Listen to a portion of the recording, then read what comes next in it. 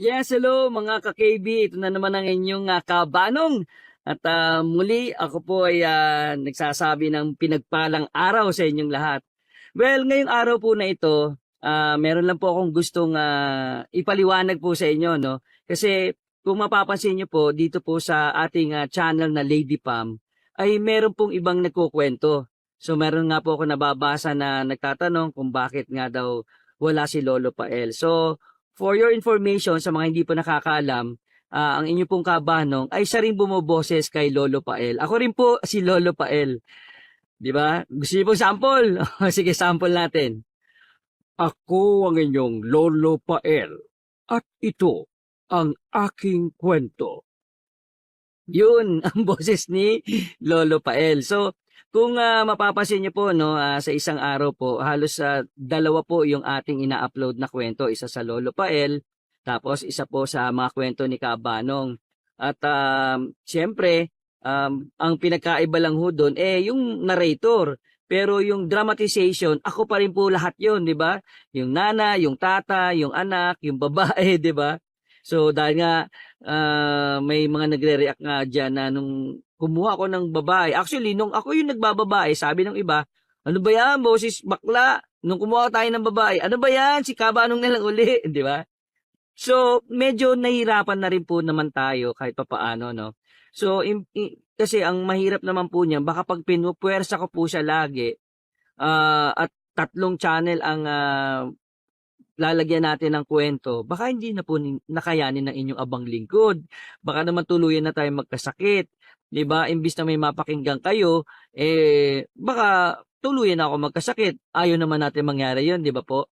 Kaya ang maganda ho niyan, ang good news niyan, meron po tayong kasama ho sa industriya ng dubbing. So again, ang inyong abang lingkod bago po nag-YouTube, ako rin po ay isa pong dubber. Okay, sa mga telenovela, Mexico novela, yung mga ganun, Korean novela. At ako rin po ay sa movie, okay, nagda-dub ng mga boses ng mga artista. Okay, ngayon, may mga kasama po tayo at isa na nga po doon, una ay si Apong Isaak. Yan, kasama ko rin po sa dubbing yan na ngayon kasama na po sa team po ni Miss Pamela Clamil at ni Kabanong. Ngayon, ito pong Lady Pam, isang channel po natin na hindi na po natin na-uploadan. Kasi, yun nga, medyo hindi na kinakaya ni Lolo, nahihirapan na si Lolo. Opo. Kaya, kumuha po tayo ng isang batikan, okay, na, na director, na voice artist, voice actor, okay, yun po ay si Miss Gwen. Okay, kasama niya po niyang kanyang better half, si Paring Pai, Alalay, opo, at maririnig nyo rin po si AJ. So, isang buong pamilya sila. Si AJ, babae po ito, na dalagita. Kaya, hindi na po kayo mahirapan na pakinggan na, ano ba yan, boses bakla, pagka babae, di ba? Kasi, ito po, multi-talented rin sila. Kumbaga, kung ano po yung naririnig nyo sa akin na iba-ibang boses, sila rin po kaya nilang gawin. In fact, mas nauna po sila sa akin. Kasi, yung kanilang mga magulang, talagang noon pa man, nung unang panahon, mga panahon pa ng DZRH, mga ano na po yan, dramatista na po. Opo, si Pai at saka yung si Gwen, yung pamilya ho nila, talaga nagsimula na po sa voice acting.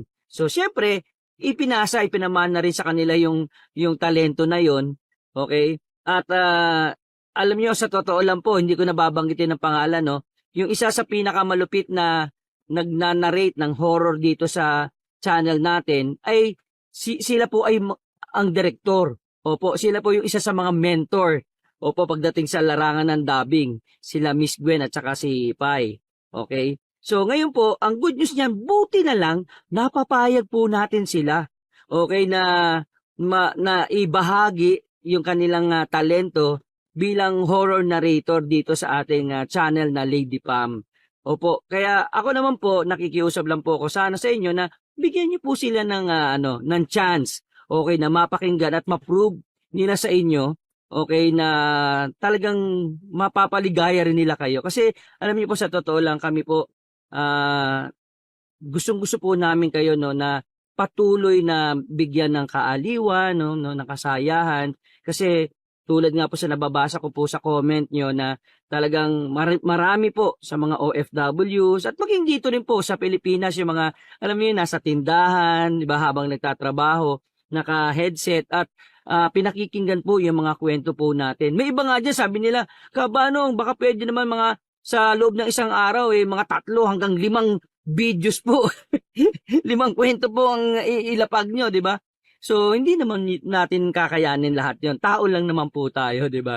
So, kaya ang ginawa ko po, ginawa po namin doon sa team, yun, naghanap po kami ng maaring makatulong sa amin nang magbibigay sa inyo ng kasiyahan. Opo, walang pinakaiba sa ABS-CBN tsaka GMA7, di ba? Para patuloy sila makapagbigay ng magagandang programa, kumukuha sila ng mga malulupit na mga artista. So, ganun po yung ginawa po ng team ni Miss Pamela at saka ni Kabanong. Kumuha po kami ngayon ng malulupit po na mga voice artist para magatid sa iyo ng napakaganda pong mga kwento. Okay po, so dito nga po ang good news niyan, dito sa Pamela, Lady Pam na channel, sa Lady Pam na channel, si Miss Gwen po, okay, yung team ni Miss Gwen ang magbibigay sa inyo ng napakagandang mga horror stories. Okay, kaya sana po ay mapakinggan nyo, lalo na ngayong araw na ito, meron po silang ihahatid ng isang napakagandang kwento. At pakinggan po, sama-sama po nating pakinggan ito. Jules, asa ka bang bata ka? Kanina pa kita inuutosang pumunta sa palengke para bumili ng gulay. Pansahog dito sa sinigang. Abay, mag-iisang oras na. Nandito ka pa rin? Hindi mo pa rin maiwan ang cellphone na yan. Babasagin ko talaga yan. Maya-maya ay pauwi ng tatay mo. Wala pa ako na ilulutong ulam para sa hapunan kasi hindi ka pa tumatayo riyan. Ito na nga po, Nay. Papunta na po. Tinatapos ko lang po itong laro namin. Naglalaro ka na naman? Talagang ipupukpuk ko na yung cellphone sa ulo mo. Iwanan mo na yan. At pumunta ka na sa palengke. Diyos kong bata ka. Ano? Hindi ka pa rin tatayo riyan? Tatayo na po. Asa na po ba yung pambili? Kanina ko pa nga inaabot sa'yo yung pambili ah. Paano kasi ang mata mo nakatutok dyan sa cellphone mo? Andito lang oh. Andito sa ibabaw ng mesa. Kung ahas ito, kanina ka pa tinuklaw. Ikaw na bata ka talaga. Hala! Punta na sa palengke. Dali-dalian mo lang ah. Opo. Nabato ka ng ina si Jules nang iabot sa kanya ang perang pambili ng gulay. Dali-daling lumabas ng bahay si Jules para pumunta sa palengke. Habang naglalakad, ay sa cellphone pa rin nakatutok ang kanyang atensyon at paningin. Hindi naman ganong delikado ang maglakad sa iskinita dahil madalang ang mga sasakyan papunta sa palengke. May pailan-ilang aso lang na nagkalat sa kalsada.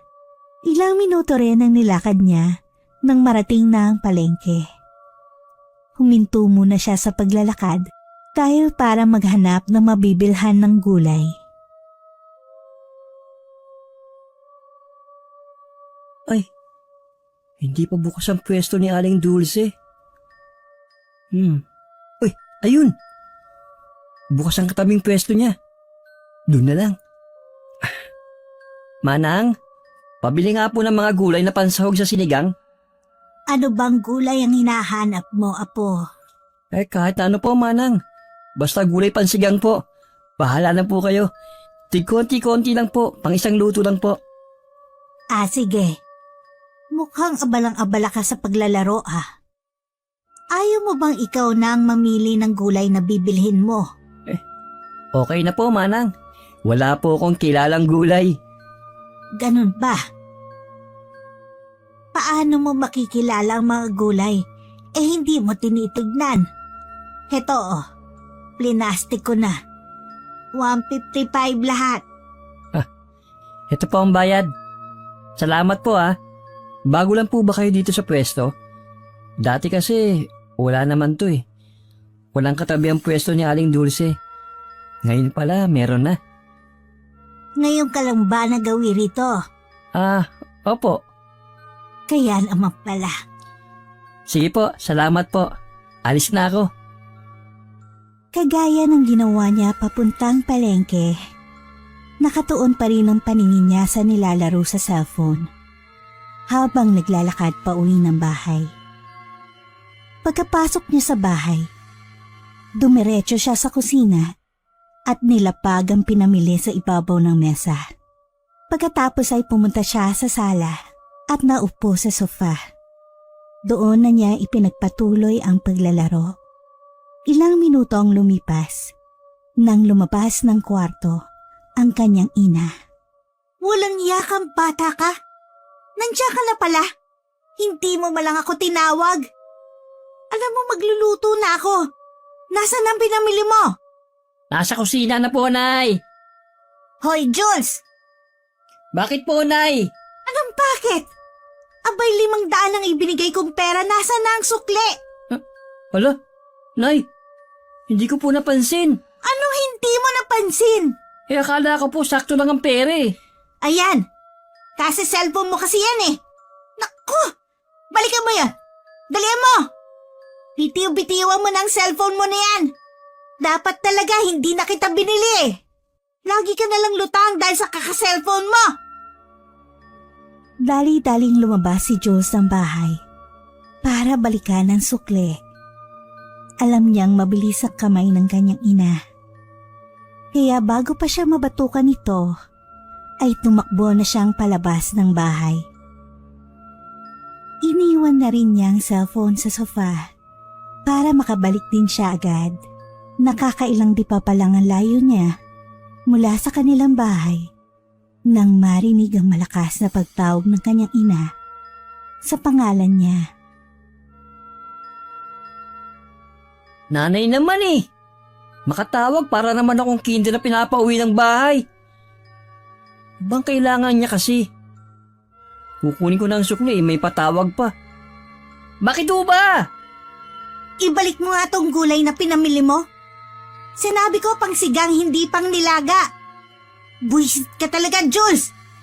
Isoli mo nga tong mga gulay na to. Anong gagawin ko dito? Ibalik mo to. Opo. Loko yung matandang babae na yun ah. Inis na bumalik ng palengke si Jules. Dala ang pinamiling gulay.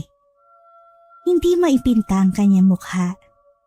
Pagdating sa palengke, dahil isa-isa na nagbubukas ang mga pwesto, dumami na ang tao. Kaagad niyang nilapitan ang pwesto ng matanda. Pero laking pagtataka niya nang makitang wala ng pwesto roon. Sinabotahe ako. Kakainis. Sabi ko naman pangsigang eh. Buisit. Pahamak. Humanda talaga sa akin ang matandang yun. Nasaan na? Nandito lang yun eh. Bakit wala na ang pesto rito? O Jules, anong tinitignan mo riyan? Aling Dulce, nasa na po yung matandang babae na nagtitinda rito kanina? Matandang babae? Ano ka ba, Jules? Ilang taon na ako nakapwesto dito sa palengke. Wala pang matandang babae na pumwesto dyan. Saka isa pa, wala talagang pwesto dyan. Ano ka ba? Paano lalagyan ng pwesto dyan? Daanan yan ng tao. Saan mo pa dadaanin ng mga tao kapag hinarangan mo yan? Sigurado po kayo? Hoy! Araw-araw ko nandito sa palengke ha.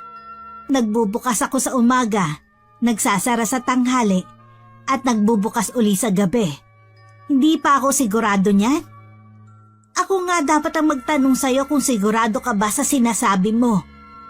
Sigurado ho ako. Kasi pumunta po ako kanina rito. Inutusan po ako ni nanay na bumili ng gulay. Sarado pa po kayo.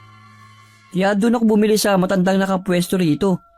Sa tabi ng pwesto nyo. Kaso, hindi ko po nakuha ang sukli eh. Saka, mali po yung gulay na ibinigay niya sa akin. Paano na po ito? Lagot ako kay nanay nito. Alam niyo ba kung saan ang bahay ng matandang yun? Naku! Mukhang nabiktima ka ng multo ng tindera dito. Ho? Halika, lumapit ka sa akin. May sasabihin ako sa'yo. Ano ho yun? Huwag kang maingay ha. Atin-atin lang to. Opo. Alam mo kasi, dati pa tong nangyayari. Sa palengke na to, hindi lang ikaw naka-experience niyan. Minsan naririnig ko sa iba na pinag-uusapan. Minsan naman, kinikwento sa akin. Meron kasing nakaka-experience kagaya ng naranasan mo. Bumili rin sila sa pwesto na matandang babaeng yon. Tama naman daw ang binili nila. Pero pag uwi nila sa bahay, pag inilabas na sa lalagyan nila ang pinamili, iba na raw ang nakalagay. Pero kitang-kita nila na tama ang inilagay sa plastic. Pinagtataka lang nila kung paano nagbabago. At kagaya mo, bumibili rin sila kapag alanganing oras. Bandang 3:00 ng hapon. Kasi sarado pa ang mga pwesto. May ilang bukas, pero hindi naman nila napapansin ang misteryosong pwesto ng matanda. Ang bumibili lang daw ang nakakakita dito. Parang nangaakit talaga ang matandang yun. Minsan nga raw, may ibang nakakabili doon kahit hindi naman nila kailangan. Parang hinahatak silang bumili. Parang nahi-hypnotize sila. Tapos kapag hahanapin nila yung pwesto para isauli ang binili, wala na. Hindi na nila makita. At walang makapagturo. Kaya sa susunod, huwag kang pupunta ng alanganing oras. Kasi alam mo namang nagbubukas ang pwesto dito sa hapon kapag 4:00. Saka ang sabi, paiba-iba ang tinda ng matandang yun. Nagtataka nga ang iba kasi minsan nahalo ang pwesto ng matanda na ibang tinda kaysa sa mga katabing pwesto. Pero naaakit silang bumili. Totoo ba? Nakakatakot naman po yun. Ano ho bang nilalang yun? Sabi nila, multo daw yun. May mga matatanda kasing hindi na nagtitinda ngayon na nagsabi ng matandang nagpapakita raw ay multo ng kasamahan nila noon. Base sa deskripsyon ng mga nakakita sa matandang yun, tumugma sa matandang kasabayan raw nila noon na tindera sa palengke. Namatay raw yun sa mismong pwesto niya dahil inatake sa puso. Tapos nun, nagmumulto raw talaga ng madalas yun sa mismong pwesto niya. Kaya ang ginawa ng namamahala sa palengke, tinanggal ang pwesto niya para hindi na magmulto. Pero magmula noon, may mga naka-experience ng pagmumulto na matanda. Bigla na lang lumilitaw ang pwesto niya at nang-aakit ng mamimili. Pero kapag daw may bumili na, biglang nawawala yung pwesto. Tapos bumabalik yung bumili kasi isosoli ang binili niya dahil hindi niya kailangan. Talagang na-hypnotize sila. Kaso lang, wala nang makapagturo sa pwestong yun. Tapos ngayon, ikaw ang nakaranas? Nako, pinatunayan mong totoo nga yun. Kasi dati, hindi ako naniniwala. Kwentuhan lang kasi dito yun sa palengke natin. Paano na ho itong gulay na pinamili ko? Paano ko na mapapalitan? Saka, paano na yung sukli ko? Lagot ako kay nanay nito. Akin na nga yung mga gulay na dala mo. Total gulay naman yan. Pwede ko pang ibenta. Papalitan ko ng gulay na kailangan mo. Pero yung sukli, hindi ko na yung problema. Kasi hindi ka naman sa akin bumili. Sige na nga po. Salamat po sa tulong. Bahala na po sa galit ni nanay mamaya. Ikwento mo na lang sa kanya kung anong totoong nangyari. Naku, hindi po yun maniniwala. Matindi yun eh. Sasabihin lang ni nanay, tinago ko lang ang sukli. Kahit hindi naman. Oh, ito na ang gulay mo. Umuwi ka na. At sa susunod, huwag ka nang mamimili ng alanganing oras. Opo. Salamat po talaga, Aling Dulce. Sige na, uwi na. Pagka-uwi ni Jules, inihanda na niya ang sasabihin sa kanyang ina. Nakahanda na rin siya sa galit nito sa kanya. Palapit pa lang siya sa kusina, ay sinalubong na agad siya ng nakakatakot na tingin ng ina. Nay! Yung gulay po. Napalitan naman, kaso... Saan ka naman kumuha ng pambili ng gulay? Ho? Di ho ba't ibinigay niyo sa akin kanina? Lutang ka kasi palagi dahil sa kaka-cellphone mo. Naiwan mo ang pera oh.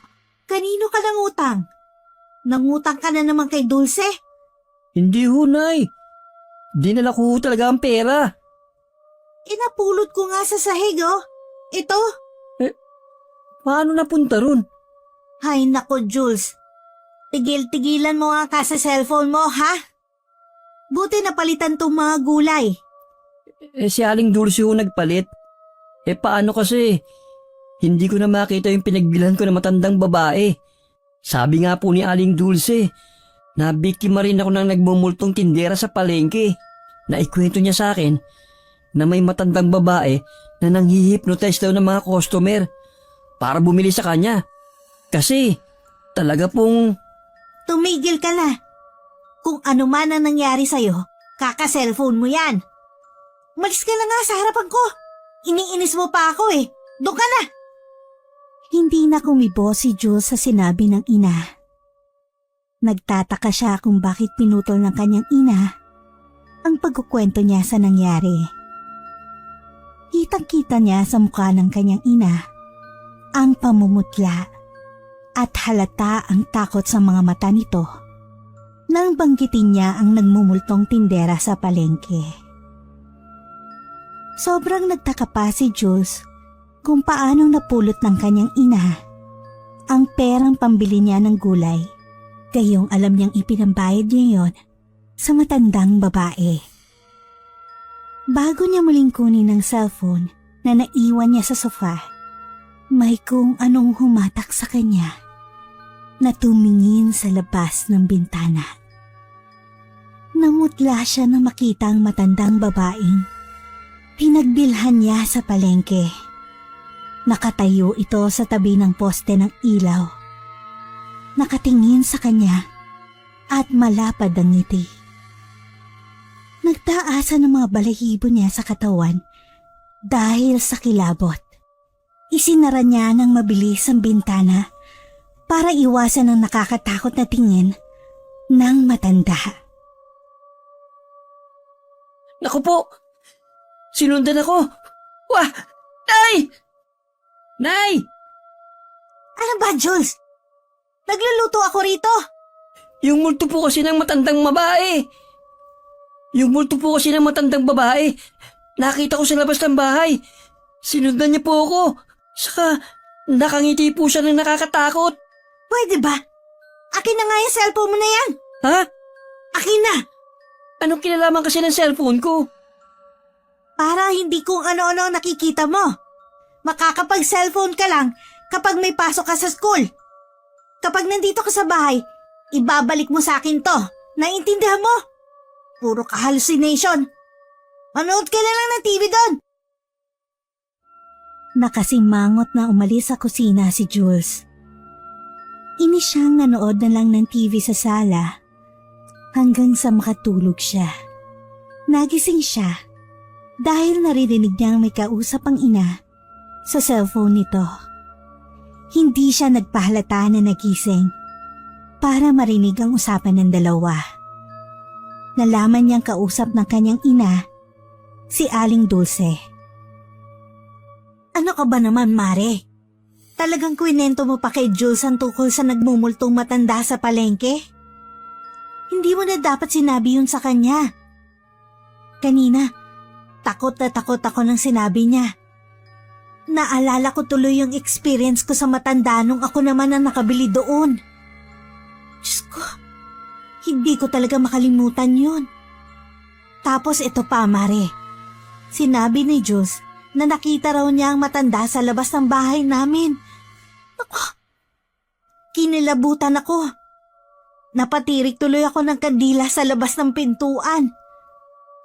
Huwag na sana bumalik ang multong yun. Huwag na sana magpakita sa anak ko. O siya, sige na, ibababa ko na tong tawag. Maya-maya ay darating na si Jupiter. Maliligo na ako. Muling nagtayuan ang balahibo ni Jules nang marinig ang kwento ng kanyang ina kay Aling Dulce. Doon niya nalaman na kaya pala iniwasan ng kanyang ina ang kwento niya tungkol sa matandang babae ay dahil meron itong sariling karanasan na ayaw nang maalala. Mula noon, hindi na binuksan ni Jules ang kwentong nagpakilabot sa kanya dahil ayaw niyang matakot uli ang kanyang ina. Hindi na rin nagpakita sa kanya ang multong tindera sa palengke. Hoy, Reggie! Sabi mo malapit na ang palengke. Kanina pa tayo bumabiyahe. Tapos di pa natin nararating ah. Yung totoo, naliligaw na ba tayo? Sabihin mo lang. Basta alam ko, dito lang yun. Bago kasi dumating sa amin, may madadala na palengke na nasa gilid ng kalsada. Mapapansin ka agad yun, kasi maraming tao lagi kapag madaling araw. Kasi sariwa ang mga isda. Imposible namang maligaw tayo. Imposible rin na malagpasan natin kasi ganitong oras bukas na ang palengke. Basta nandyan lang yun. Tignan-tignan lang natin. Ikaw, Lawrence, idilat mo ang malaki mong mata. Ikaw ang may pinakamalaking mata sa atin. Kaya dapat makita mo yun. Porke malaki ang mata ko, dapat malaki rin ang kita. Malabo kaya mata ko. Lagi mo kasi sinasabi na malabo kahit hindi naman. Kaya lumalabo tuloy. Pag nagtampo sa iyong mata mo, iiwan ka niyan, sige ka. Kaya dapat magpakitang gilas ka. Sa gilid ng daan ka na tumingin. Hindi nga tayo maliligaw. Masyado ka naman kinakabang magutom, Noel. Sabi nga ni Reggie, nasa gilid lang yun ng kalsada. Palengke yun, tol.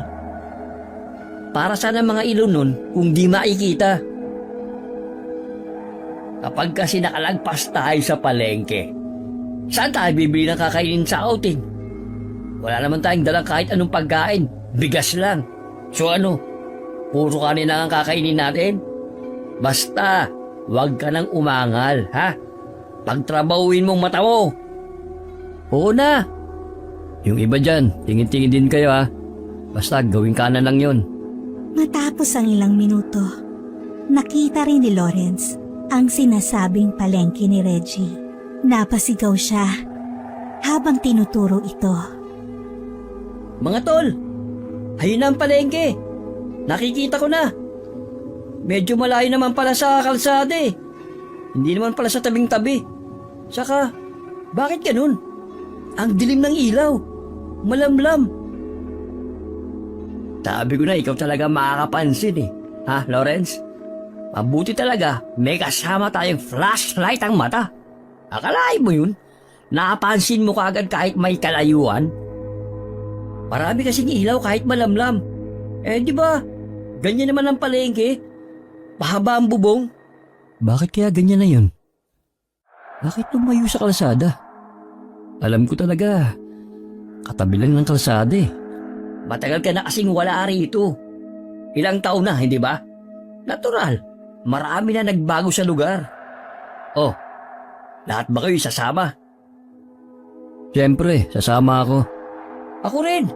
Baka may magustuhan akong bilhin eh. May kakanin naman dyan, di ba, Reggie? Oo, meron. Tara na, magsibaba na tayo. Silang tatlo lang ang bumaba sa sasakyan para pumunta sa palengke. Habang ang dalawa nilang kasama na sina Manuel at Patrick ay naiwan naman sa kotse.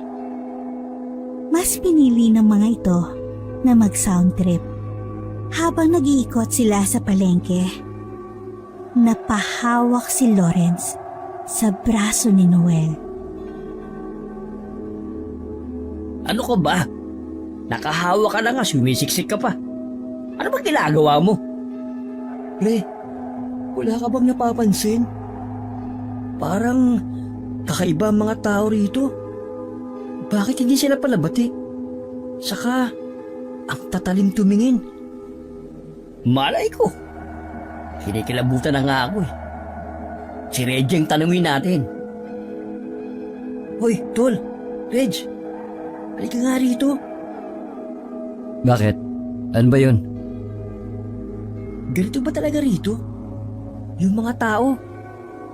Ganyan talaga sila makatingin? Parang gusto na tayong itaboy.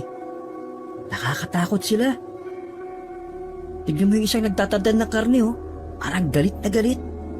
Imbis na sa karne nakatingin, sa atin siya nakatingin. Tayo yata ang iniisip niya habang ginagawa ang trabaho eh. Umalis na tayo rito. Nakakatakot. Ito ba talaga ang palengke na sinasabi mo? Di nga eh. Ibang-iba ito sa palengkeng malapit sa amin.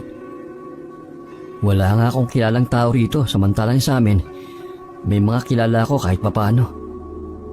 Hindi kaya naligaw tayo? Bakit kami tatanungin mo? Ikaw ang taga rito eh. Para kasing hindi na ito ang lugar namin eh. Di bali na. Bumili lang tayo ng pagkain, pati ng ulam. Tapos, bumalik na tayo sa kotse.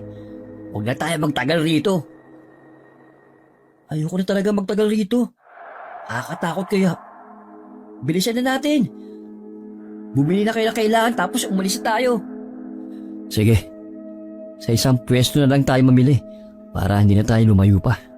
Nilapitan nila ang isang pwesto na malapit sa kanila. Doon na nila binili ang lahat ng kailangan. Hindi sila makainig habang tinitingnan ang karneng binili nila. Dahil pinatilad yun ni Reggie na pang-adobo cat. Napakaseryoso ng lalaki at panaka-naka silang tinitingnan. Matalim at pailalim ito kung tumingin.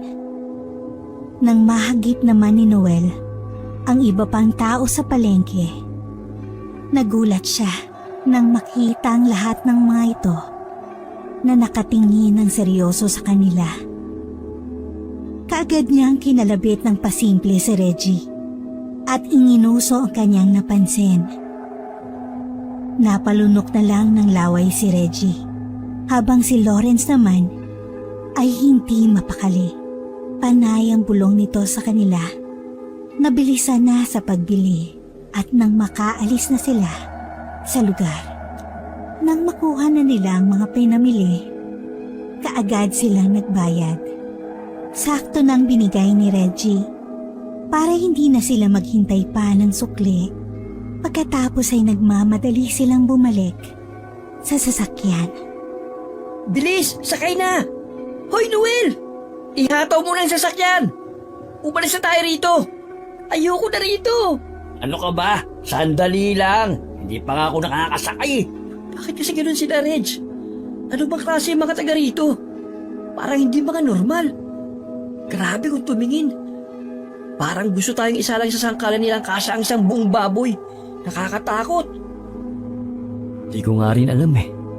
Basta, umalis na tayo rito. Parang hindi to ang palengke na dapat nating pinuntahan. Ngayon ko lang nakita to eh. Ano? Paano nangyari yun? Dahil sa mga pinagsasasabi nila, napatanong na lang din ng dalawa nilang kasama kung ano nangyari sa palengke.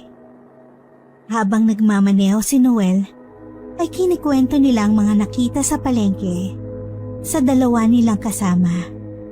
Mabilis na nagmaneho si Noel para makalayo na sa lugar na yun. Maya-maya ay may biglang kumalabog sa bubong ng kotse. Ano yun? Ewan namin. Parang may nahulog sa bubong eh. Wala namang puno dito sa kalsada para mahulugan tayo ng bunga. Ihinto ko para makita natin. Wag. Hayaan mo lang. Ituloy mo lang ang pagmamaneho. Kayong lahat, siguraduhin yung nakalakang bintana at pintuan sa tapat nyo. Ha? Bakit? Ano bang nangyayari? Lalo mo kong pinapakaba, Reggie. Huwag mong sabihin may aswang dito sa lugar nyo. Wala namang may kayang tumalon sa bubong ng sasakyan. Kundi aswang lang, hindi ba?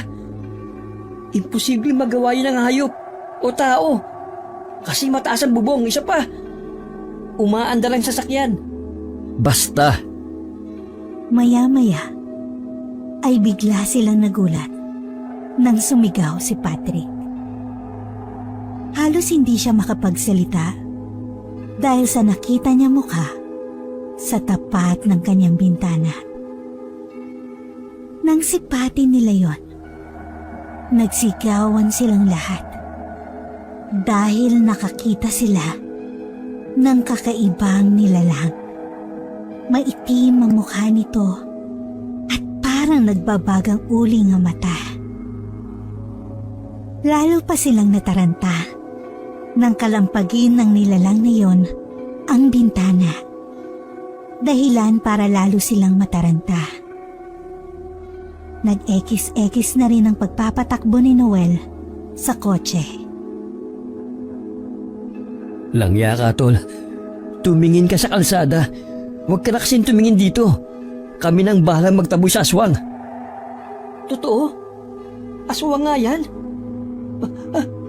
Hoy, Noel! Ilaglag mo! Ilaglag mo siya! Kapag nabasag niya ang bintana, mapapasok na tayo ng aswang! Oo, sandali lang, bumebelo po eh. Sigaw ka ng sigaw dyan. Halos mapasubsob silang lahat nang biglang ihinto ni Noel ang sasakyan. Natahimik silang lahat. Narinig nila ang pagkahulog na nilalang na nasa bubong ng kotse. Sabay na napatanong sina Manuel at Patrick kung saan banda nahulog ang halimaw. Ano? Nasaan na ba? Nahulog sa harap ng kotse. Langya, sa dami ng huhulugan, dyan pa talaga. Huwag mo nang hintayin makatayo. Sagasaan mo na, tol. Halimaw yan. Aswang yan, tol. Maniwala ka sa akin. Pero, ayoko pumatay, no? Anong gusto mo? Tayo mamatay dito? Huwag ka na mag-isip. Aswang nga yan. Nakita mo naman kanina, di ba? Nakakatakot ang itsura niya. Sagasaan mo na kasi. Ayun na kaya mag-drive. Akala niyo ba ay madali? Mansasagasa ka ng planado? O di sige. Hintayin lang natin, nakainin tayo rito. Basta mauna ka. Total, nasa unahan ka naman eh. Natahimik silang lahat nang makarinig ng pag-alulong ng aso. Nasa malayo ito, pero pinandigan sila ng balahibo sa katawan. Lahat sila ay nakatingin sa unahan ng sasakyan, naghihintay sa pagbangon na nilalang doon. Maya-maya ay naisip na ni Noel na kailangan na niyang paandarin ang kotse. Nang pinaghanda na nito ang makina sa pagharurot, bigla namang may dumamba sa unahan ng kotse, dahilan para magsigawan silang lahat. Muntik nang paharurutin ni Noel ang sasakyan nang sumigaw ang babae. Tulong! Tulungan niyo ako! Hinahabol ako ng aswang! Parang awa niyo na! Nagkatinginan silang lahat.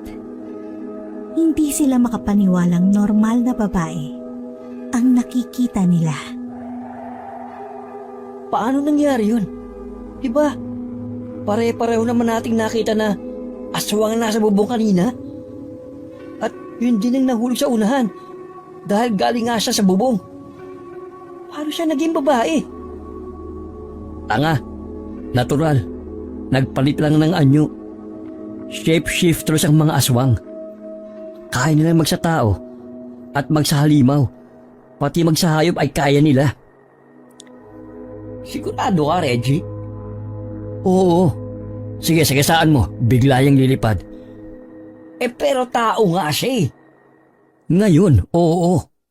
Pero mamaya, hindi na. Alam mo, dapat talaga ikaw na ang pinagmaneho ko rito eh. O sige, magpalit tayo. Ano? Mahirap kaya magpalit ng pwesto. Di lumabas ka.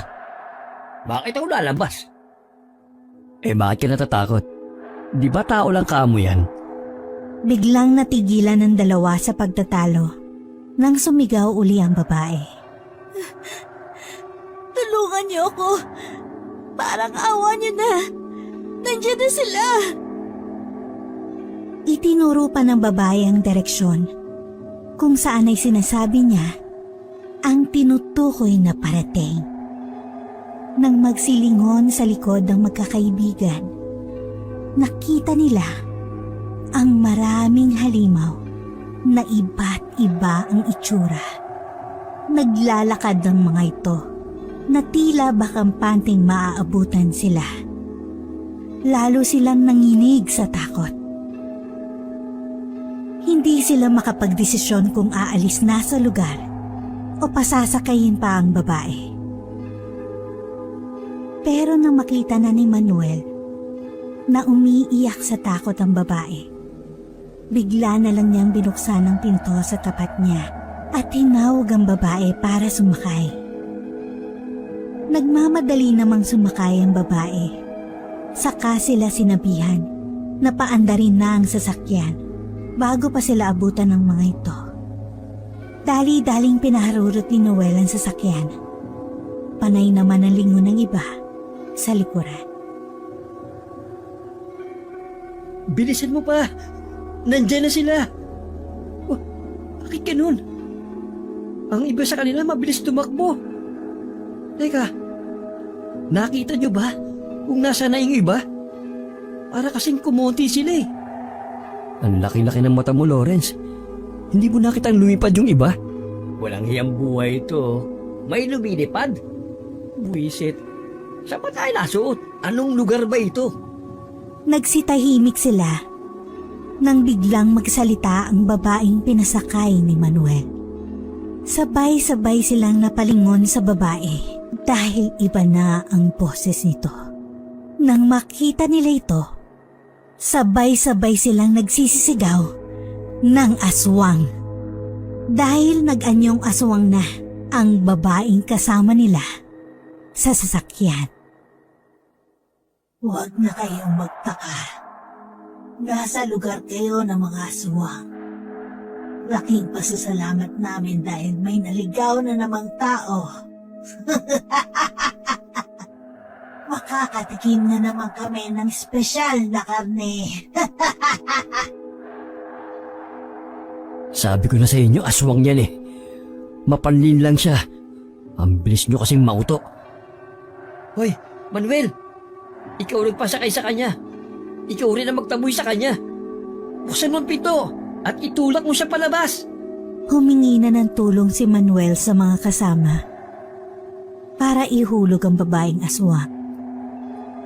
Hindi na niya ito malabanan dahil sinasakal na siya nito.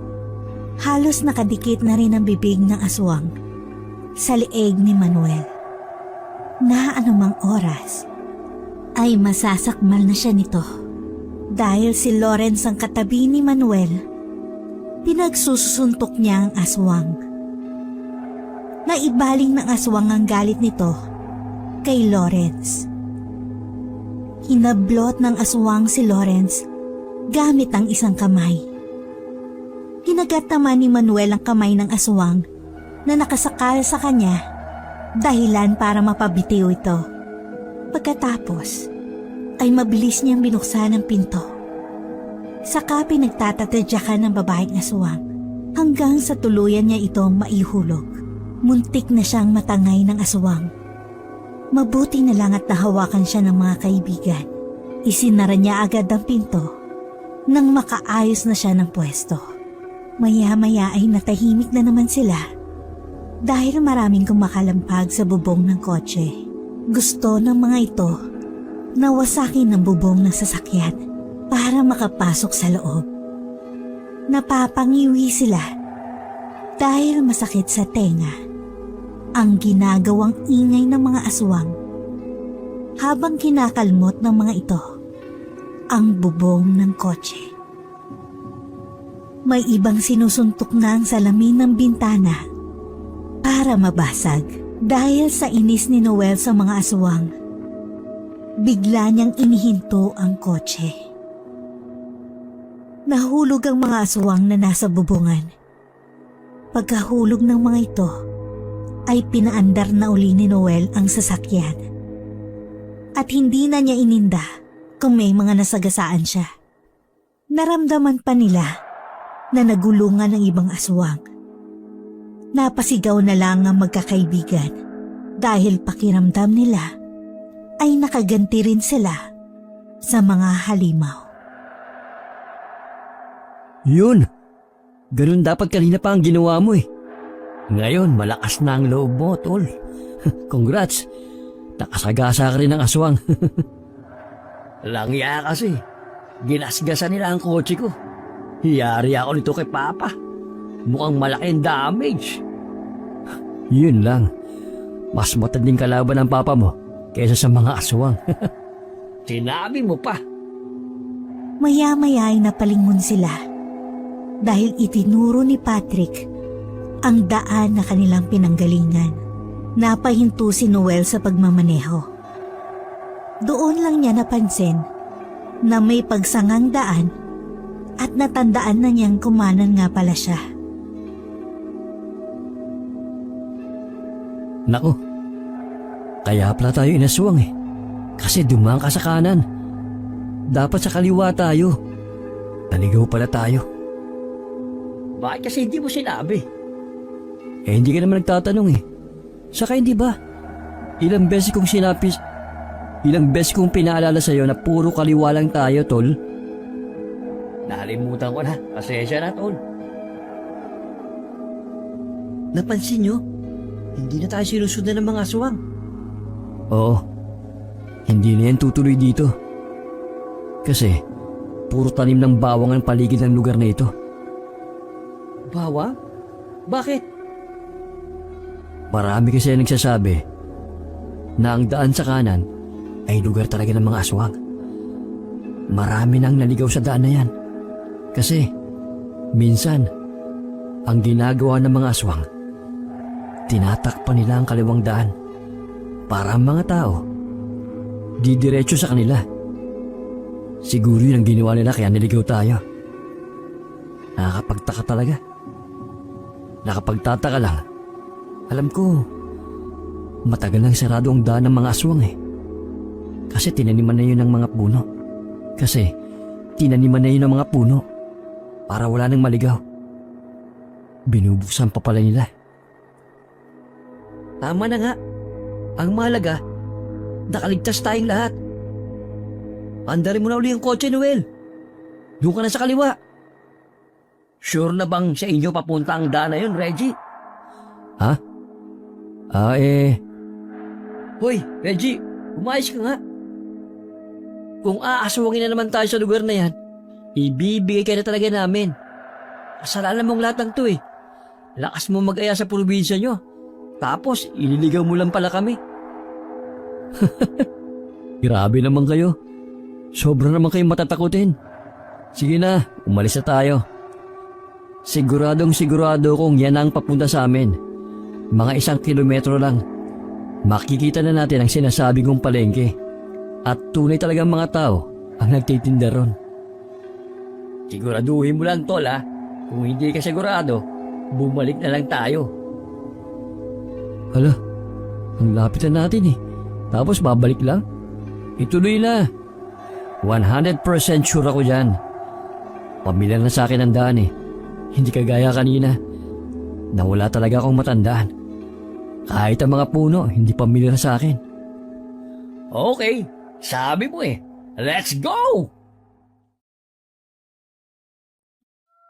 Panay ang tahol ng alagang aso ni Darwin, kaya siya naalimpungatan sa pagtulog. Paglabas niya ng silid, ay kaagad niyang hinanap ang alaga. Bruno! Bruno! Nasaan ka bang aso ka? Bakit pa panay ang tahol mo? Diba sabi ko sa'yo, kapag natutulog ako, huwag kang maingay. Saan ka ba? Bruno! Nandiyan ka lang pala sa may pintuan. Bakit ba? Sino bang tinatahulan mo dyan? Wala naman tao ah. Pumasok ka nga. Doon ka nga sa kwarto na manahimik ka. Darwin, sino ba ang kaaway mo dyan? Ito ho, Nay, si Bruno. Nagising ko kasi, sakit sa tenga ng tahol niya eh. Ang tinis ng boses. Di niyo ba nadidinig? Yung tahol niya mahaba tapos sa dulo may kasamang alulong. Kaya tuloy napalabas ako. Tapos, nakaharap lang siya dito sa may pintuan. Wala namang palang tinatahulan. Tahol lang ng tahol, wala namang tao. Alam niyo napapansin ko? Ilang araw na siyang ganyan. Nako, hayaan mo na anak. Buti nga at tumatahol siya. Mainis ka kapag gumingiyaw. Sige na, bumalik ka na sa kwarto mo. Matulog ka na uli. Ako nang bahala kay Bruno. Baka may nakitang aso na kumakain sa labas at naiinggit siya. Papakainin ko na para hindi na mag-ingay. Sige ho, Nay. Tapos ho, after niya kumain, dalhin niyo dun sa kwarto ko. Kasi kapag nandun siya, tulog ka agad yan. Basta nakatabi sa akin. Oo, sige anak. Sige na, matulog ka na doon. Pagkasabi nun, ay bumalik na uli si Darwin sa kanyang silid para matulog. Malapit nang lumalim ang tulog niya. Nang marinig niyang lumangit-ngit ang pinto ng kanyang silid, may mga yabag siyang narinig. Dahil naisip niyang baka ang kanyang ina ang pumasok sa kwarto para ihatid ang alaga nilang si Bruno, ay hinayaan niya na lang ito. Maya-maya ay may naramdaman siyang sumampa sa kanyang kama. Pagkatapos ay tumabi sa kanyang higaan. Inisip niyang si Bruno yon, kaya pinabayaan na niya. Hindi na siya dumilat at itinuloy na ang pagtulog. Mga ilang oras na siyang natutulog nang marinig uli ang pagtahol ni Bruno sa labas ng kanyang silid. Sinubukan niyang hayaan lang ito, pero bigla niyang naisip na bakit nasa labas ng kwarto ang aso. Gayong ipinasok na ito ng kanyang ina. Napabalikwa siya ng bangon at sinuyod ng tingin ang kabuuan ng kanyang silid. Wala si Bruno rito ah.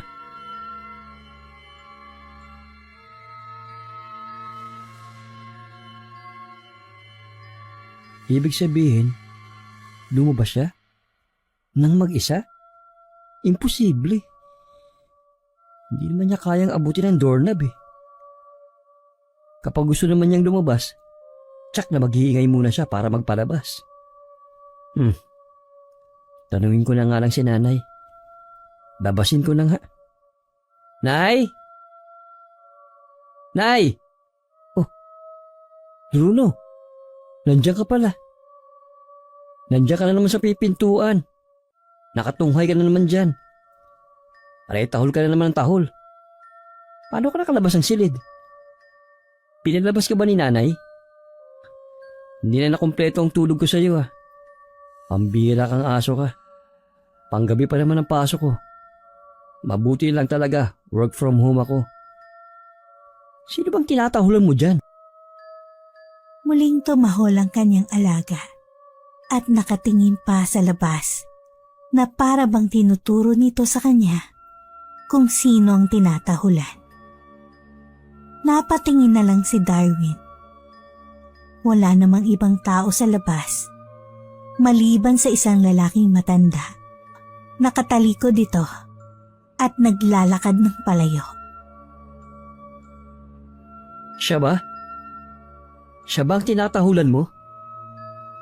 Ano ka ba naman, Bruno?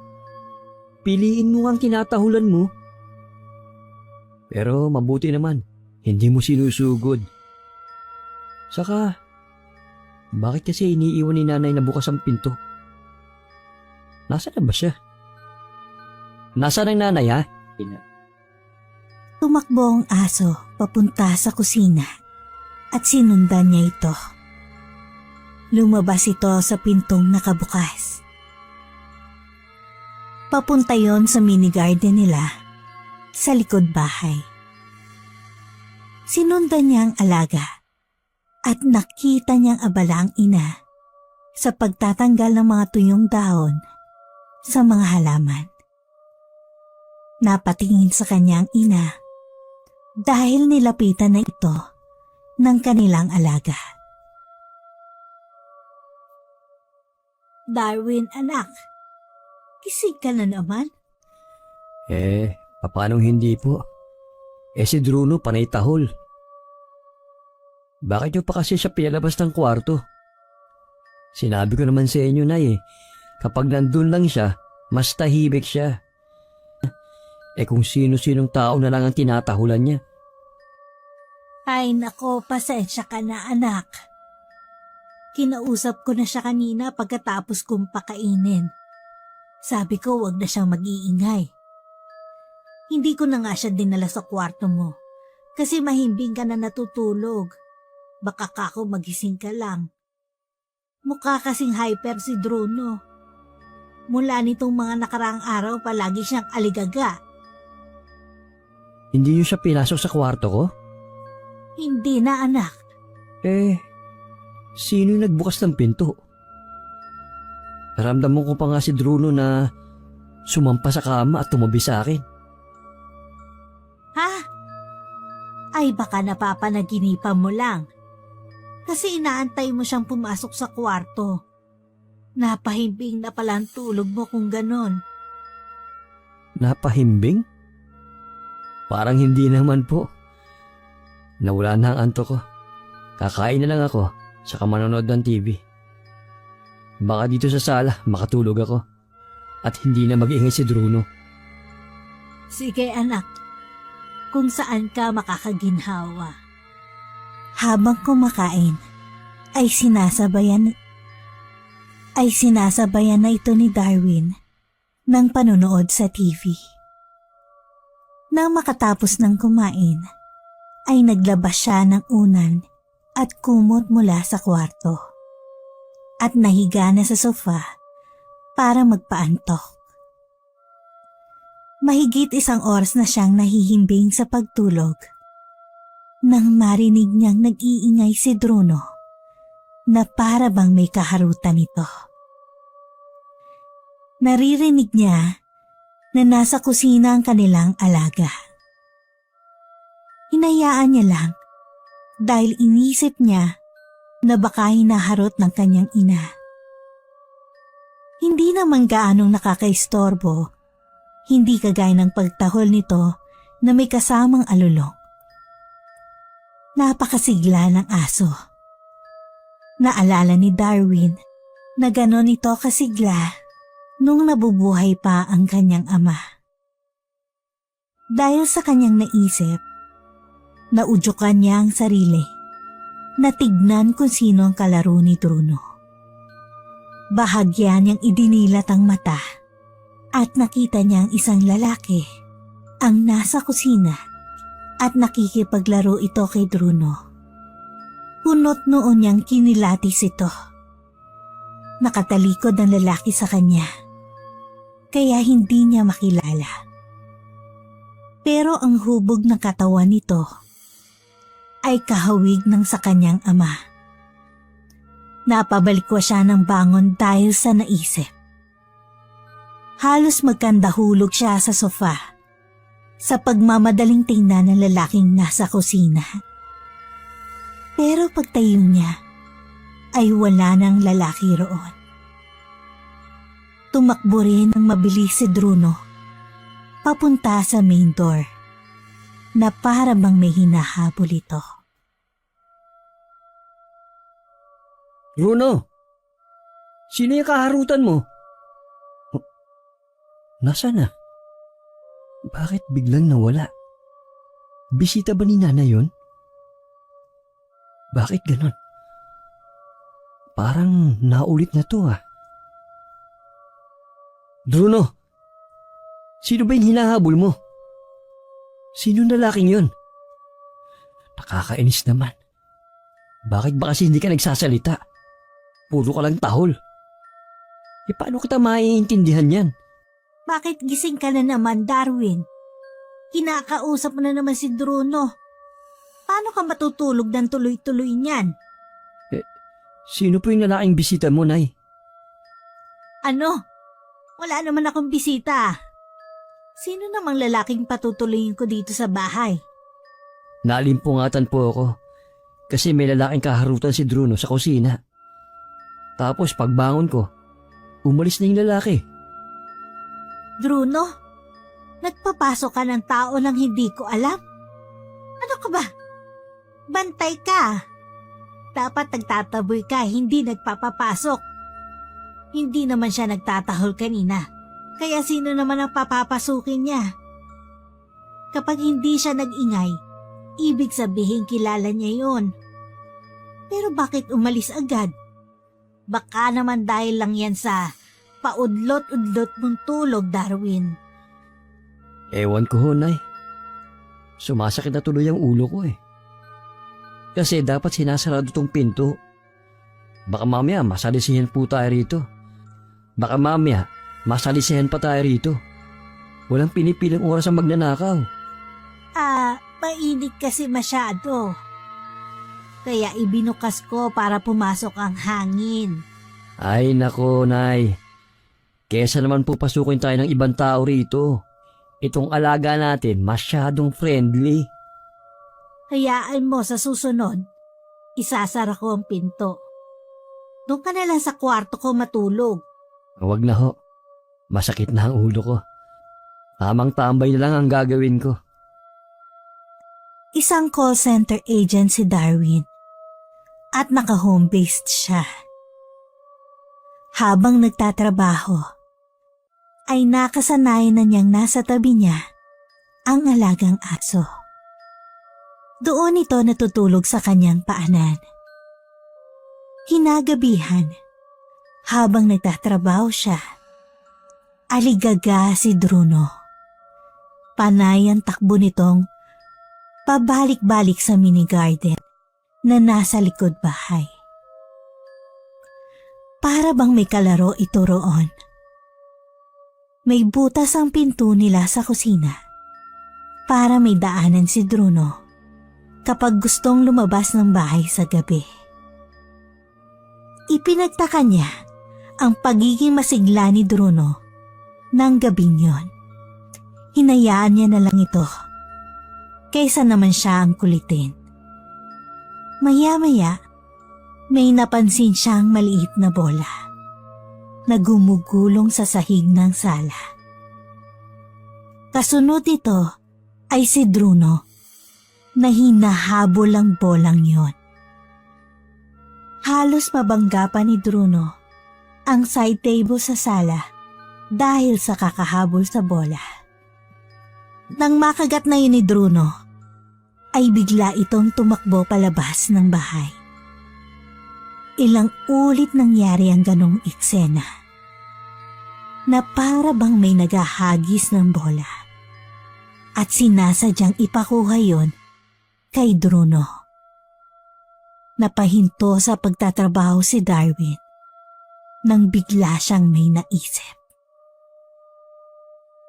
Saan pala galing ang bolang yon? Wala naman kaming ganoong bola. Ang natatandaan ko, ang mahilig makipaglaro ng bola kay Bruno ay si tatay. Pero wala na si tatay. Ilang taon nang patay yun. Sino yung kalaro ni Bruno? Napayakap sa sarili si Darwin nang bigla niya yung naisip. Nagtayuan ang balahibo niya sa katawan at doon pa lang niya naramdaman ang panlalaki ng kanyang ulo. Nagdadalawang isip siya kung titignan ba niya o hindi ang kung sino mang nasa mini garden na nilalaro si Bruno. Mga ilang minuto ang lumipas. Napansin niyang hindi na pumasok sa bahay si Bruno. Nag-alala siya sa alaga. Napilitan siyang tumayo para puntahan ito sa mini garden.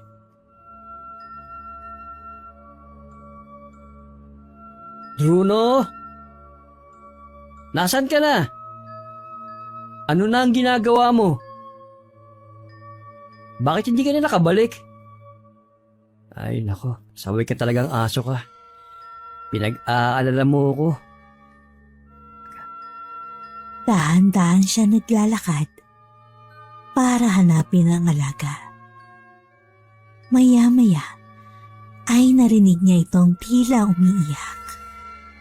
Hinagilap niya ito ng tingin at nakita niya sa bandang kaliwa. May lalaki itong kasama at parang nagmamakaawa ang alaga niya sa taong yon. Pilit niyang inaaninag ang lalaki habang papalapit siya. Unti-unti naman nanlalabo ang kanyang paningin sa di niya malamang dahilan. Sumasabay pa ang pakiramdam niyang panlalaki ng ulo. Paika-ika na siyang naglalakad dahil halos hindi na niya mabuhat ang sariling ulo sa sobrang laki at bigat nito. Napapahawak na rin siya sa matataas na halaman para lang hindi siya mabuwal. Pilit niyang inaaninag ang lalaki. Ang nakikita lang niya ay nakasuot ito ng barong. Gusto nang umalis ng lalaki, pero kinagkat ni Bruno ang laylayan ng barong nito, na para bang ayaw niyang paalisin. Umiiyak na ang aso at panakanakang tumatahol. Mga ilang hakbang na lang ang agwat sa kanila nang maramdaman niya ang panlalabo ng kanyang mata.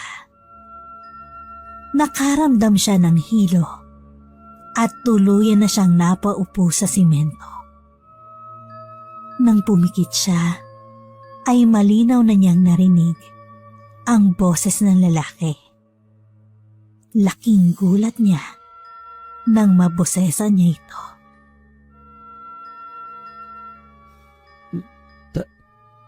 Tay? Ikaw ba yan? Tay? Tay? Darwin, anak. Ayos ka lang ba? Tumayo ka. Tumayo ka, anak. Tay? Tatay ko? Sandali. Nandyan na ako. Tutulungan kitang tumayo. Ramdam na ramdam ni Darwin ang pag-alalay sa kanya ng ama. Itinayo siya nito at pinaupo sa isang upuan. Malinaw niyang naririnig ang boses ng ama na para bang buhay ito at talagang nakikipag-usap sa kanya. Naamoy rin niya ang paborito nitong pabango. Lalo siyang napaiyak. Hinahagilap niya ang kamay ng lalaki, pero wala siyang makapa. Paulit-ulit niyang tinawag ang kanyang ama, pero palabo ng palabo ang boses nito. Hanggang sa naririnig lang niya ay ang tahol ni Bruno. Maya-maya ay narinig na niya ang boses ng kanyang ina. Darwin, anak. Bakit ka nandito sa labas ng bahay? Anong ginagawa mo rito? Hindi ba may trabaho ka? Bakit kayo nandito ni Bruno? Nay? Si tatay po. Nandito siya kanina. Nakita ko siya. Tinulungan pa nga niya akong maupo rito eh. Kasi nabuwal ako sa semento. Nadinig ko siya, Nay. Nadinig ko siya. Kinausap niya ako. Si tatay pala ang palaging tinatahulan ni Druno. Nay, si tatay. Nandito lang siya sa bahay. Hindi niya tayo iniiwan.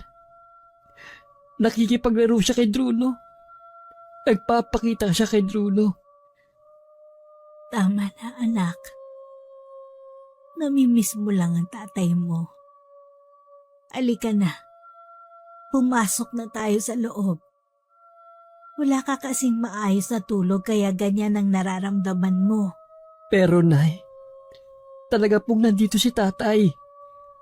Oo, alam ko. Minsan ganyan din ako. Kapag sobrang lungkot ko, nagpapakita at nagpaparamdam siya sa akin. Alam kong hindi niya tayo iniiwan. Nandito pa rin siya. Kaya nga hindi ko isinasara ang pintuan maghapon. Kasi si Druno, palagi niyang sinasalubong ang tatay mo. Tapos inihahatid niya ng tanaw kapag aalis na ito. Pasensya ka na, anak. Dala siguro ng stress mo. Pero huwag kang umasa na palaging magpapakita ang tatay mo, ha? Kasi madalang lang niya yang gawin. Hindi tayo pwedeng masanay na nakikita siya. Kasi hindi niya pa tayo pwedeng sunduin. Huwag kang unang sasama sa kanya, ha? Nay naman eh. Nagpakita lang si tatay, sasama na kaagad. Eh kasi baka malimutan mong nandito pa ako. Nako, pag sumama ka sa tatay mo, pariritualan talaga kita, bumalik ka lang. Hindi ka pa nga nag-aasawa. Hayaan mo munang makita kong apo ko sa'yo. Si Druno, hayaan mo lang siyang tumahol ng tumahol at maglaro ng mag-isa. Ngayon alam mo na kung bakit lagi siyang aligaga. Halika na. Pumasok na tayo sa loob. Ayos na ba ang pakiramdam mo? Opo, Nay. Bumalik na sa dati ang ulo ko. Ha? Bakit? Ano nangyari sa ulo mo? Nabagok ka ba? Hindi po, Nay. Ang negadyo naman po. Kanina kasi, pakiramdam ko sobrang laki ng ulo ko. Hindi ko mabuhat kaya muntik ako mabuhal. Ah, ganun talaga yan kapag nakakakita ka ng multo. Tara na sa loob. Mula noon, kapag naririnig ni Darwin na tumatahol at naglalarong mag-isa si Druno, alam niya ang kanyang ama ang kasama nito. Tuta pa lang si Druno nang mapulot ng kanyang ama sa isang bakanting lote. Puro sugat ito at inakala nilang hindi na mabubuhay. Pero inalagaan at naisalba ito ng kanyang ama. Kaya hindi na siya nagtataka na kapag dumarating ang kanyang ama sa bahay nila, ay sumisigla ang aso. Isa rin sa kanyang palatandaan na nasa bahay na ang kanyang ama dahil namamatay ang kandilang sinisindihan nila sa altar. Nung una, akala niya hinahangin ito. Pero kalaunan, nalaman niyang ang kanyang ama ang talagang pumapatay sa kandila kapag dumarating ito sa bahay. Dahil isang beses, kasi sindi pa lang niya, ay nakaramdam siya ng hangin na umihip sa kandila. Kasunod nun ay ang paglapit sa kanya ni Druno. Masigla itong tumatahol sa kanyang tabi. Halos matanggal ng buntot nito sa kakakawag. Ang ginagawa lang ni Darwin, bago siya matulog, kinakausap niya ang dalawa. Para hindi sila gaanong mag-ingay. Doon nalaman ni Darwin na totoo pala kapag nawala ang mahal natin sa buhay, bumabalik-balik sila para tignan tayo. Nandyan pa rin sila, hindi lang natin nakikita. Uy, paring Wills! Kanina pa kita tinatawagan, di ka sumasagot. Nawala ka na ba ng cellphone? Buti naisipan kong puntahan ka rito sa tambayan mo. Nandito ka nga. Aray ko naman! Kabato ka, pre. Ang sesaya mo, ha. Ang lapad ng ngiti mo. Pati mata mo, naniningkit na sa kakangiti. Ano ba katin? Oh, magyosi ka muna. Salamat, pre. Masyado bang importante yan? Para hagilapin mo ako rito? Oo naman, pre. Sa akin, sobrang importante. Sa'yo, hindi. Ano ba yun?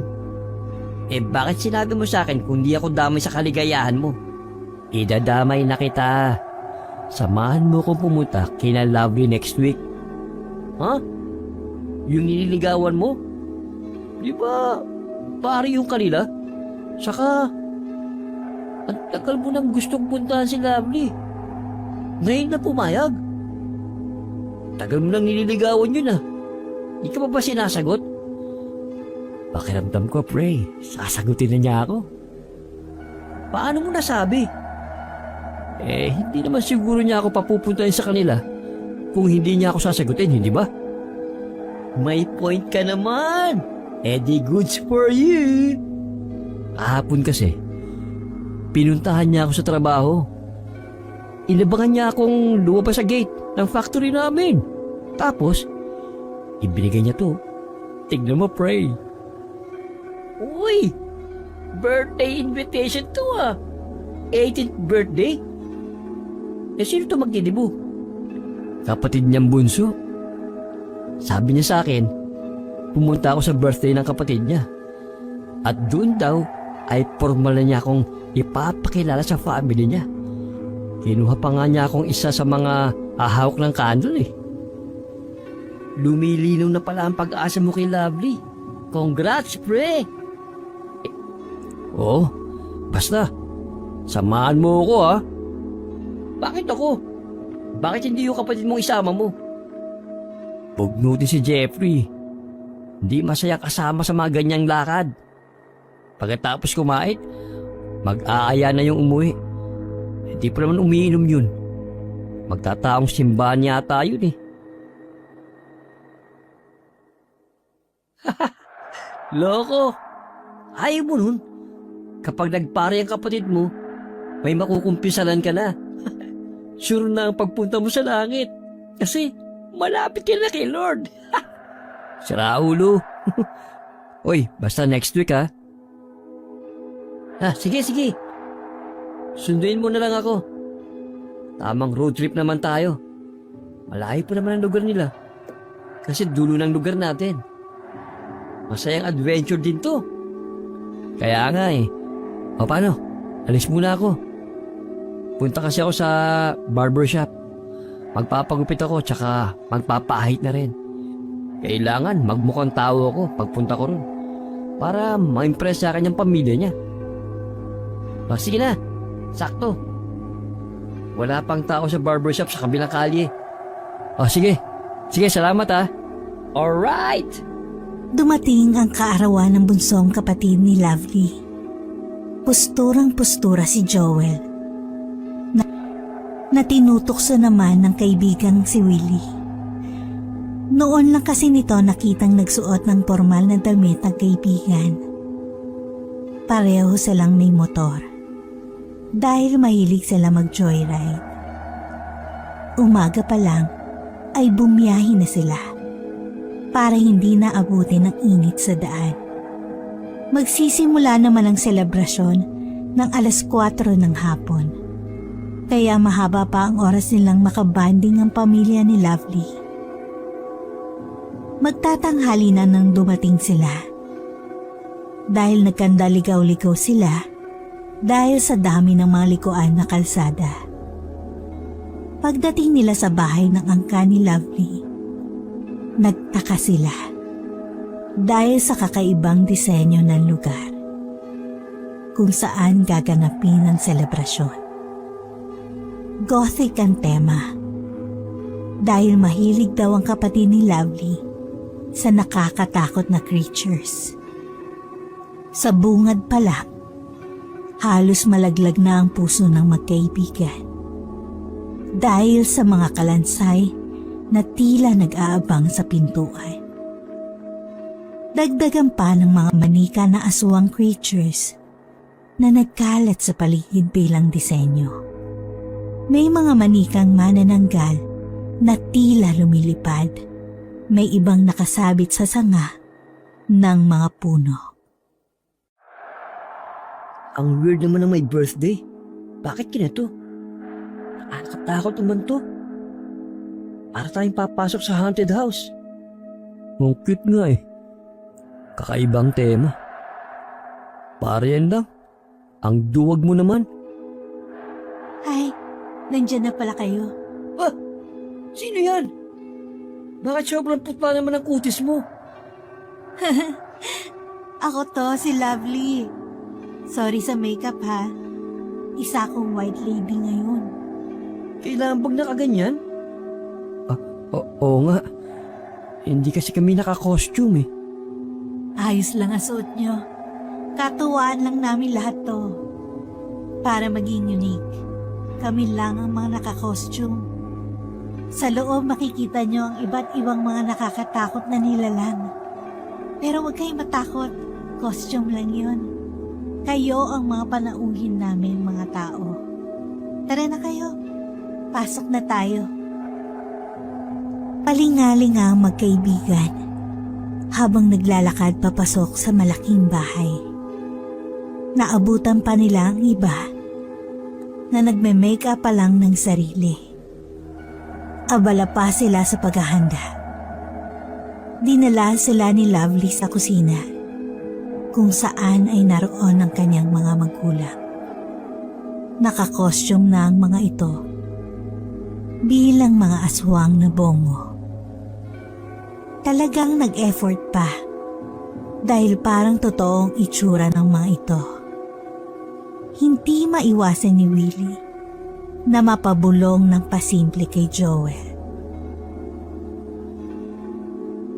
Pare, nagtatayuan na ang mga balahibo ko ah.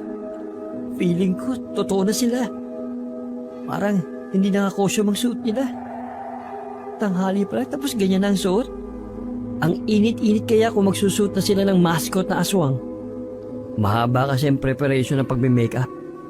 Kaya siguro, maaga sila nagayak. Ang astig, di ba? Para talagang mga totoong aswang na nandito. Kaya nga ako kinakabahan eh. Paano kung totoo nga sila? Tapos, tayo lang ang tao rito. Ano ka ba? Ang nega mo. Sila na ba ang mga bisita mo, Lovely? Opo, Tay. Si Joel po. Saka ang kaibigan niyang si Willie. Dalawa lang ang bisita mo? Sabi ko mag-imbita ka ng marami. Mas marami, mas masaya. Tingnan mo mga kapatid mo. Ang dami nilang hatak. Tapos lahat sila naka-costume.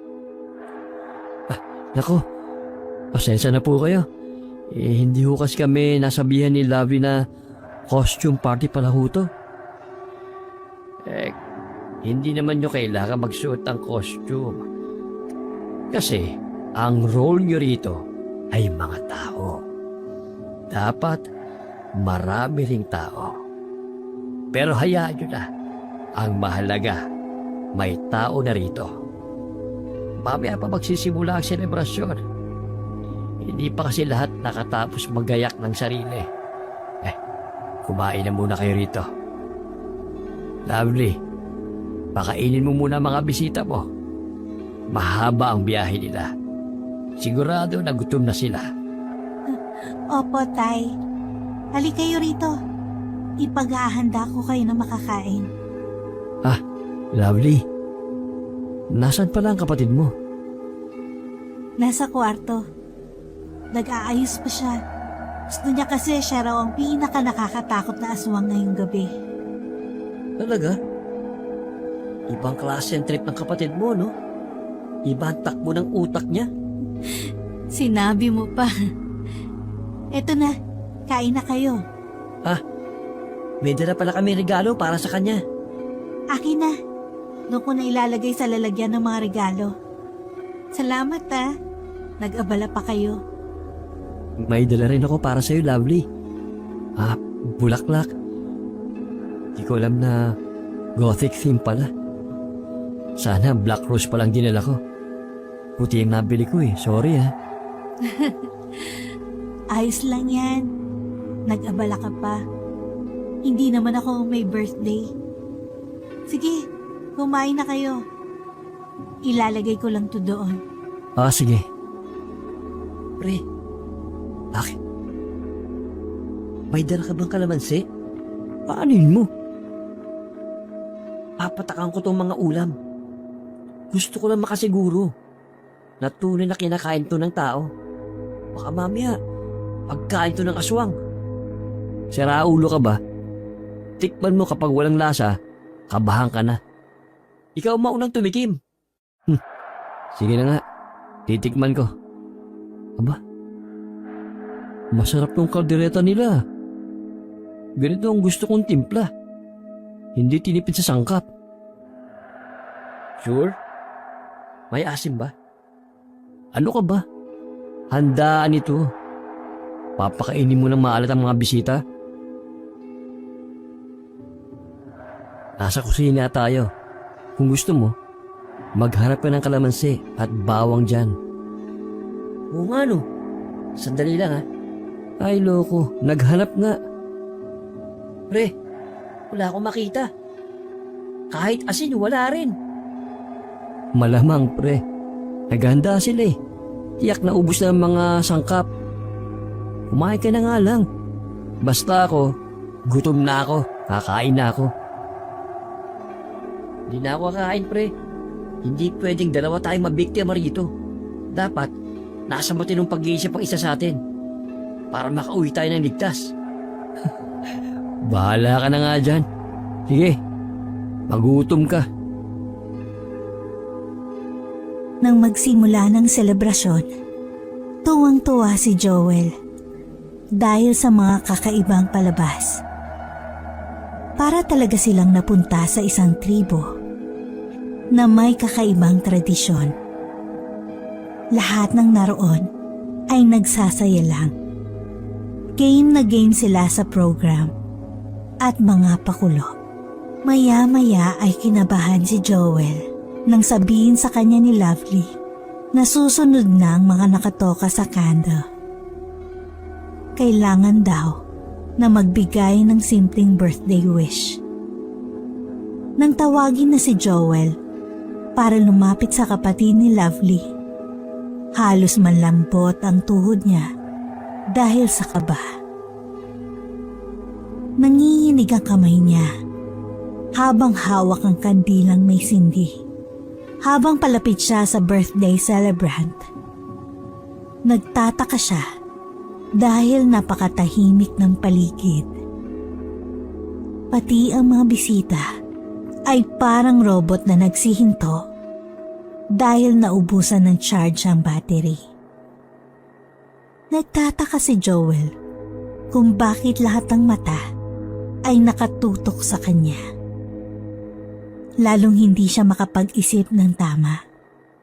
Nang nasa harapan na siya ng celebrant, napatitig siya rito. Nagahalo ang kaba at pagkamangha niya dahil sa sobrang realistic ng costume nito. Mukha talaga itong makapangyarihang aswang. Hindi rin niya mawari kung contact lens ba ang dahilan ng pamumula ng mata nito. Ilang segundo rin siyang nakatitig sa babaeng kapatid ni Lovely at napabalik ang kanyang ulirat nang magsalita ito. Ano ang wish mo sa akin, isang tao? Ano? Kuwan, mahabang buhay.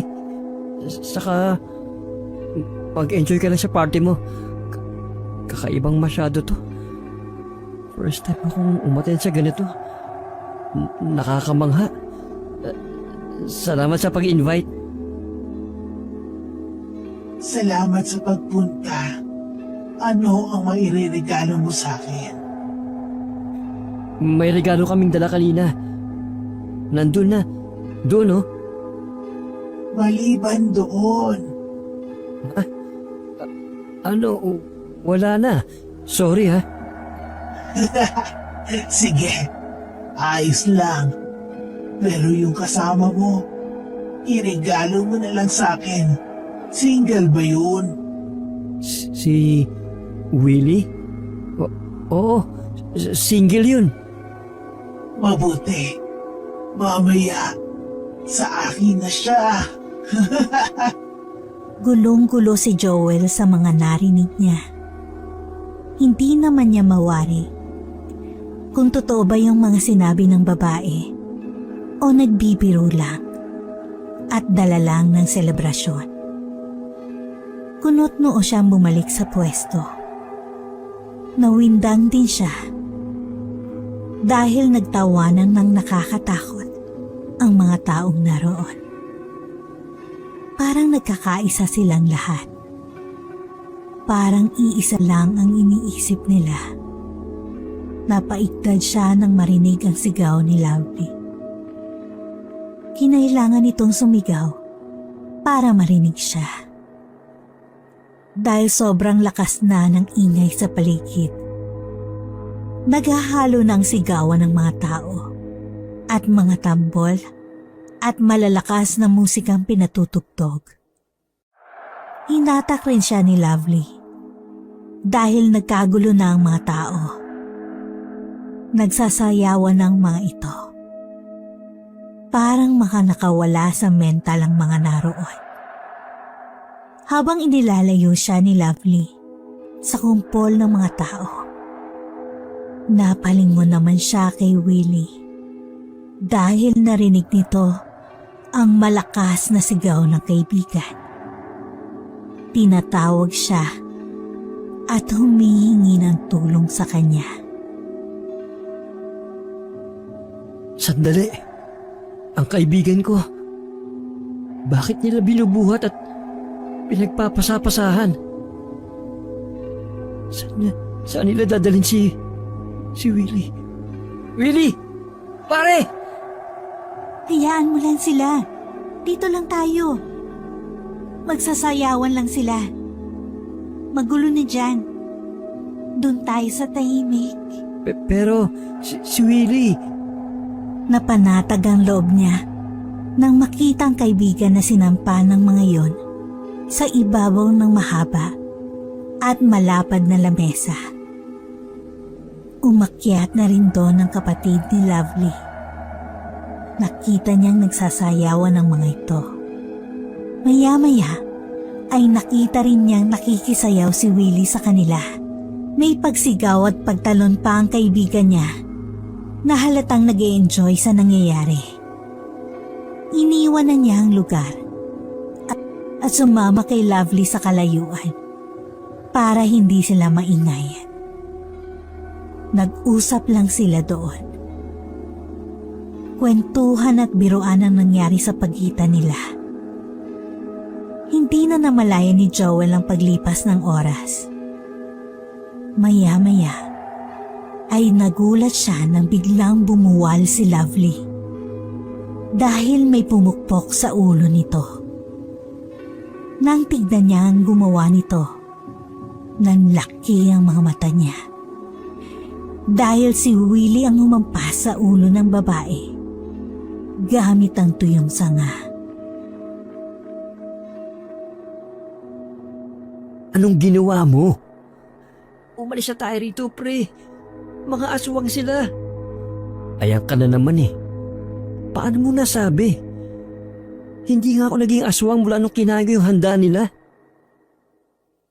Umalis ako ng palihim sa sayawan kasi nakita ko siyang nagsisikain na. Baka oras na ng pagkain kasi. Dapat kumain ka na lang din doon. Tignan mo ang ginawa mo kay Lovely.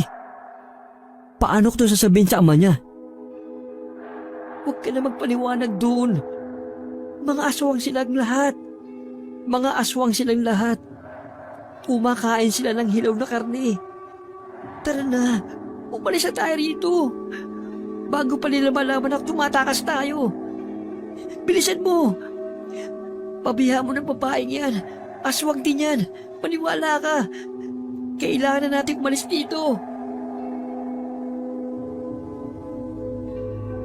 Walang hiya. Aswang talaga sila. So, ang suit nila, hindi talaga costume? Talagang itsura nila yun?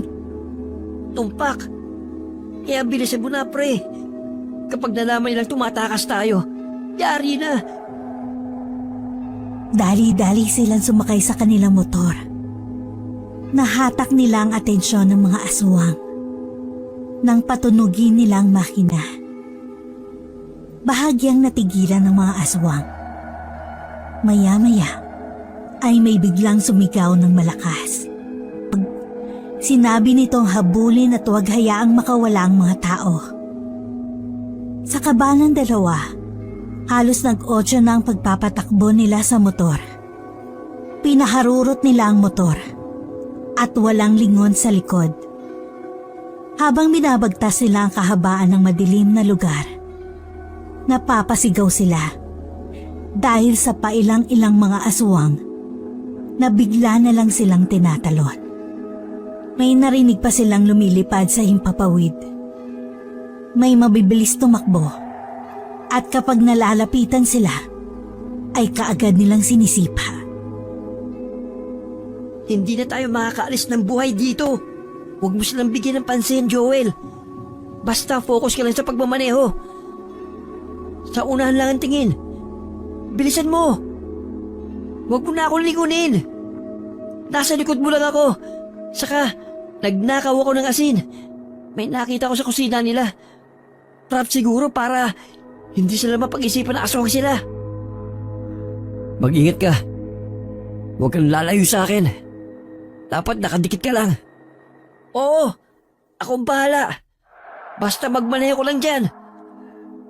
Langya, may ibon pa sa itaas. Yumuko ka. Huwag kang padadagit. Ano ako? Tanga sila. Hindi sila makakatikim ng tao ngayong gabi. Mga yulol pala sila eh. Inimbita tayo para gawing main course nila? No way! Halos lumipad na ang kanilang motor sa pagpapatakbo nila hanggang sa tuluyan na silang makalayo. Nang makarating na sila sa ligtas na kalsada dahil may mga sasakyan na silang kasabayan, nagbagal na sila ng pagpapatakbo. Huminto muna sila sa gasolinahan para magpahinga at magpakarga na rin ng gas. Walang hiyang adventure to, ang lupit.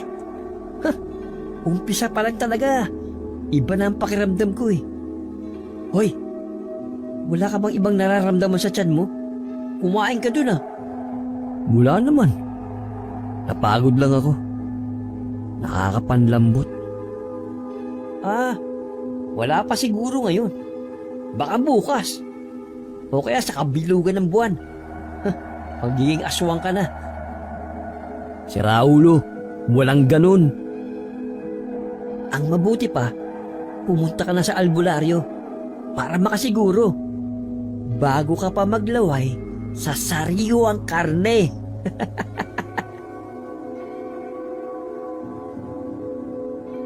Dahil sa takot ni Joel, kinabukasan ay nagpunta nga siya sa albularyo para magpatingin. Laking pasasalamat niya dahil wala namang kahit anong nangyari sa kanya.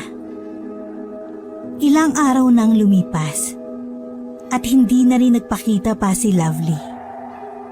Wala siyang ideya kung hindi na ba ito magpapakita o baka natuluyan na sa malakas na hampas ni Willie.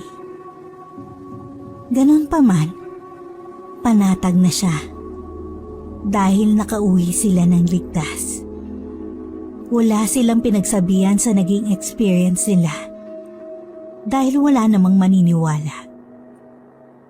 Pinag-uusapan na lang nila ito kapag nagkakaharap sila sa inuman. Wala pa ring naniniwala sa kanila dahil ang katwiran, kwentong lasing lang naman ang sinasabi nila sa iba nilang kaibigan.